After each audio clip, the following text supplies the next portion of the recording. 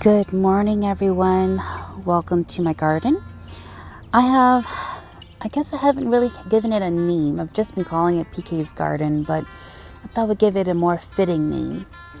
And I've come up with a name. Now I'm calling it Edenscape, because it's my little escape to Eden, little paradise.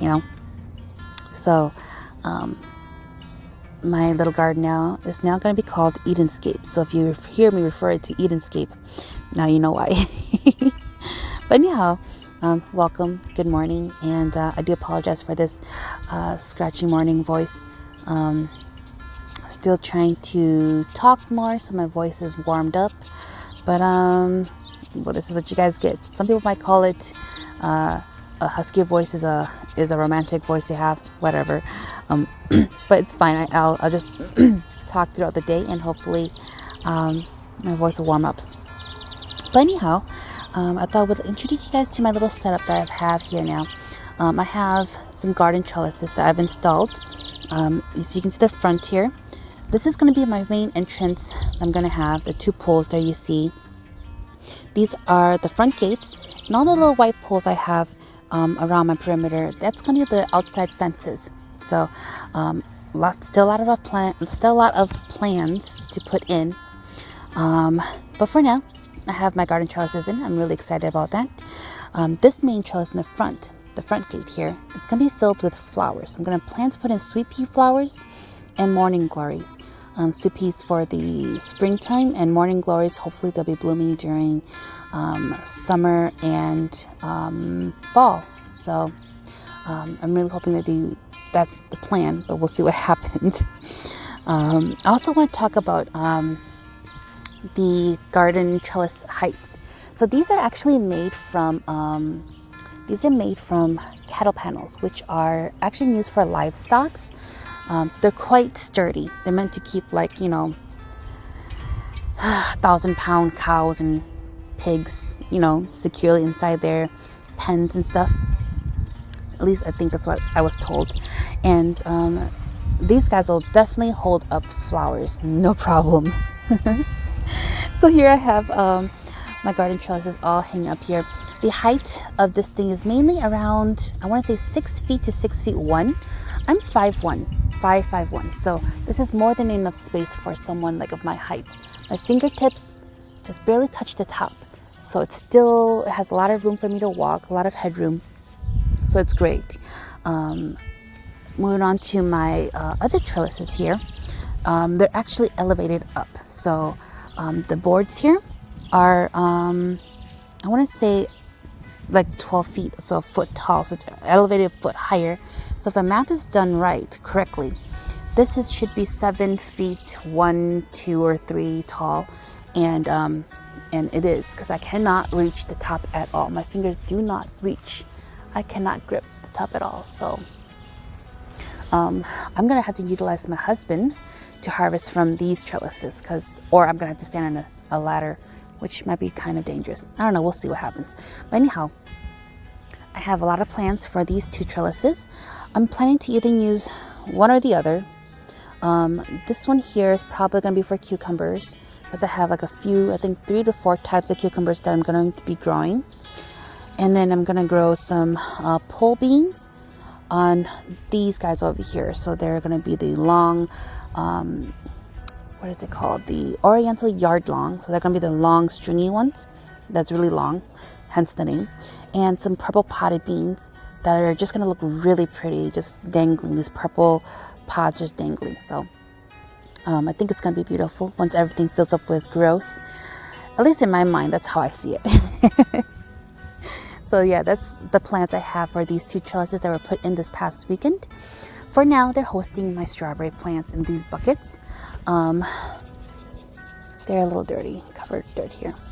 But these are the strawberry buckets, the strawberry plants that I pulled out from the garden patch, that I'm now replacing them in these buckets.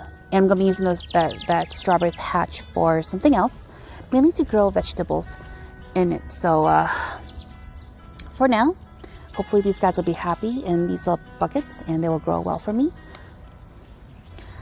But let's see here, moving over here, talking about the strawberry patch. this was originally the strawberry patch that I have in here. This was filled to the top, or well, you can see the line, like halfway, I guess. You know, so that's like what, 8 inches up. It was filled up, but this was done primarily as a hugelkultur type when I experimented on filling these guys up, and it did not pan out well, sadly. My strawberry patch, or whatever, well, prior to the strawberry patch, it was a vegetable garden too, vegetable bed, but it did not do well. It started, as things started decomposing underneath the straws and the little limbs and everything, I didn't layer it correctly, right? So all the things that did decompose left gaping holes, and the things that are taking forever to decompose, like giant log limbs and everything like that, it would take like anywhere 5 to 10 years to decompose fully. They did not. So it's only been a few years. And so I would get these gaping holes all over the place. And it was really hard because they were leaving holes for like pests to get in. So like rodents and whatever that can live underneath there. They would come in, live under there, and then come out and eat my plants at night, you know? So that was not a great plan. So I just took everything apart, or I took this this first layer here, the first layer off, because they are in these stackable things here. Oh, let me talk about these guys. So for those of you guys, if you guys want to do some gardening things that are that you're not too handy dandy, or you don't know how, you don't have the tools to make the garden beds, get these guys here. These are like planting blocks.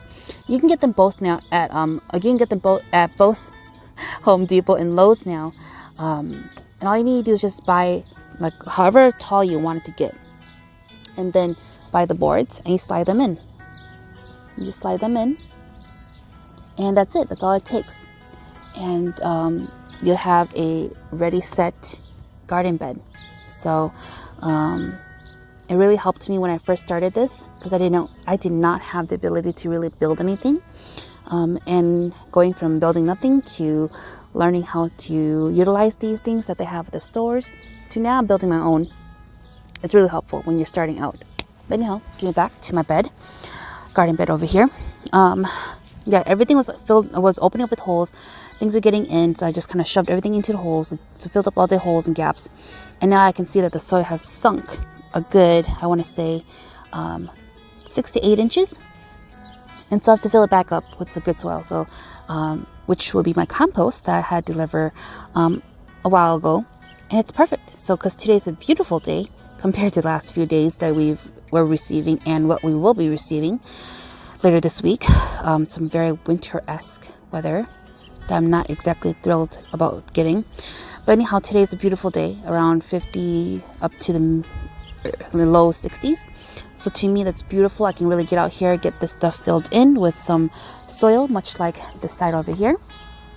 These guys have been filled in, leaving about inch and a half on the top rim here, so that they can I can see if I need to fill up more, which I think I do, especially over there at the this over there at the end over there, and or I'll probably just fill it with mulch, but we'll see what happens. But anyhow, as I was saying before, the weather is not going to be very cooperative this week. I heard that polar vortex is supposed to be coming in, so we're going to be getting like winter-esque temperatures in the middle or in May now, and I'm not exactly thrilled, but you know, what can you do? That's our nature over here. That's our weather here in Wisconsin. We are never guaranteed perfect weather.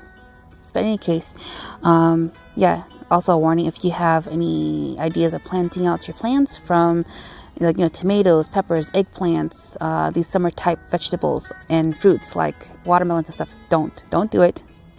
I know it's tempting, but don't do it. Wait till around Memorial Day to really plant them out, just for safe measures. But anyhow, strawberry patch will be filled out.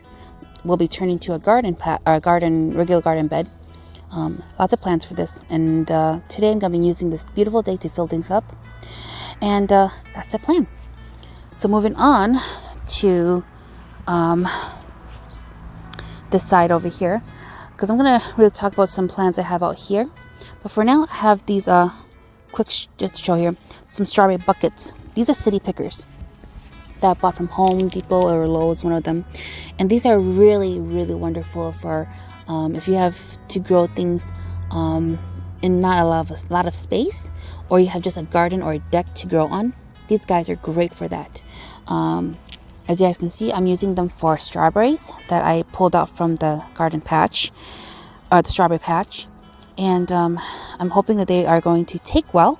I mean, they look like they're coming back. They were pretty much dead before, but it looks like they're coming back. They're becoming green. They're filling out with foliages, or with the leaves. I forgot what the word is.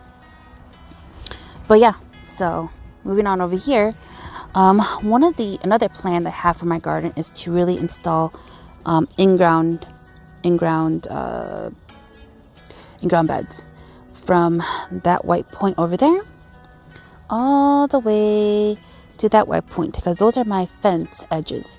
I'm planning to put in 2 rows of in-ground gardens with 3 to 4 feet wide each in this section here. I think it's about like 16 feet from this edge here to that white point there. 16 feet, I think, or it looks like it anyways. And it should give me enough room to grow things in ground to experiment.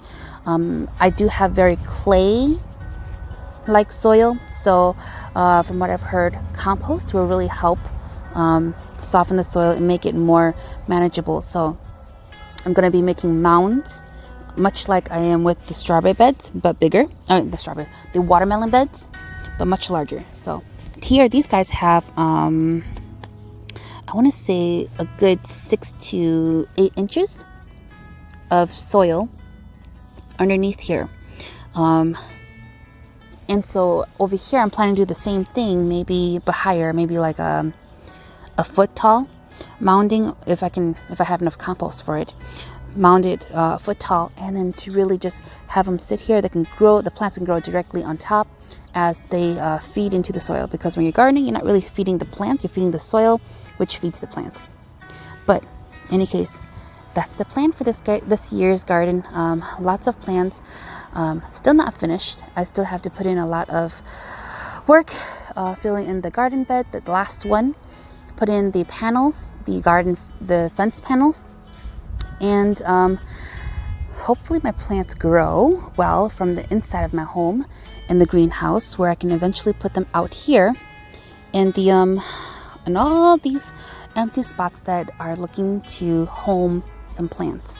So lots of plans, but we'll see what happens. But so far I'm very happy with how everything's turning out. Everything's looking great, and I'm just really thrilled and excited for this year's growing season. Hopefully this weather that we're getting soon will back away and we can go back to our normal temps, normal weather, normal growing season. So anyways, hopefully you guys have a wonderful day. Thank you for joining me on this beautiful gardening journey of mine.